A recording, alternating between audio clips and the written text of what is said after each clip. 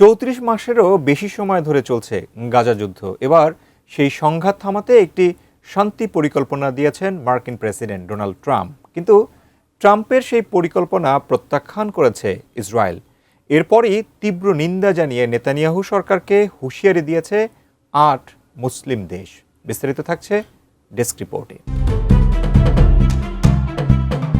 মার্কিন president Donald ট্রাম্পের গাজা সংক্রান্ত শান্তি পরিকল্পনা প্রত্যাখ্যান করেছে ইসরায়েল।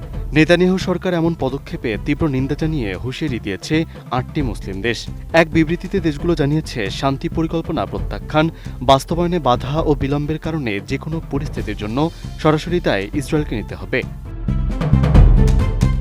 এমন তথ্য জানিয়েছে ইসরায়েলি সংবাদ মাধ্যম টাইমস অব ইসরায়েলের এক প্রতিবেদনে। ১৬ আগস্ট এক যৌথ বিবৃতিতে দেশগুলো জানিয়েছে, ইসরায়েলের এই অবস্থানের কারণে গাজা যুদ্ধ অবসানে ট্রাম্পের জোরদার প্রচেষ্টা মারাত্মক হুমকির মুখে পড়েছে। মুসলিম দেশগুলোর মধ্যে রয়েছে মিশর, কাতার, সৌদি আরব, সংযুক্ত আরব আমিরাত, জর্ডান, তুরস্ক, পাকিস্তান এবং ইন্দোনেশিয়া। উন্নত মানের কাঁচামাল আরআইএল অ্যাঙ্গেল এন্ড চেনে। এখন কাঠের দিন শেষ, আরআইএল এর বাংলাদেশ। যৌথ বিবৃতিতে বলা হয়েছে, গাজা ও ফিলিস্তিনি ভূখণ্ডে শান্তি প্রচেষ্টা ব্যাহত করার জন্য ইসরায়েলই দায়ী। ইসরায়েলের এই অবস্থান সামগ্রিক শান্তি পরিকল্পনার সরাসরি অস্বীকৃতি। এটি বাস্তবায়নকে ঝুঁকিতে ফেলে এবং একটি ন্যায্য ও স্থায়ী শান্তি অর্জনে যে সম্মিলিত প্রচেষ্টা চালানো হয়েছিল তাকে মৌলিকভাবে দুর্বল করে দেয়।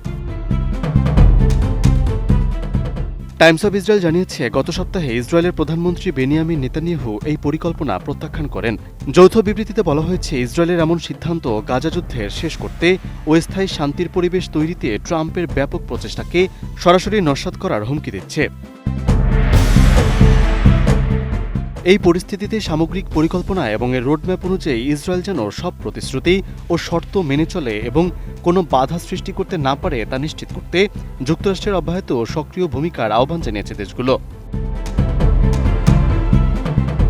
শান্তি পরিকল্পনা ধারাবাহিকভাবে প্রত্যাখ্যান, বাধা প্রদান, বিলম্ব করার ফলে পরিস্থিতি অবনতিসহ যেকোনো পরিণতির জন্য ইসরায়েলকে সরাসরি ও পূর্ণ দায় নিতে হবে বলে বিবৃতিতে উল্লেখ করা হয়েছে।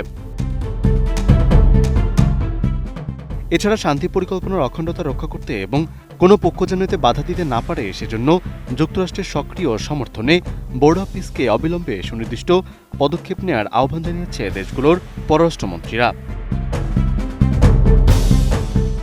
Desk report, ATN news.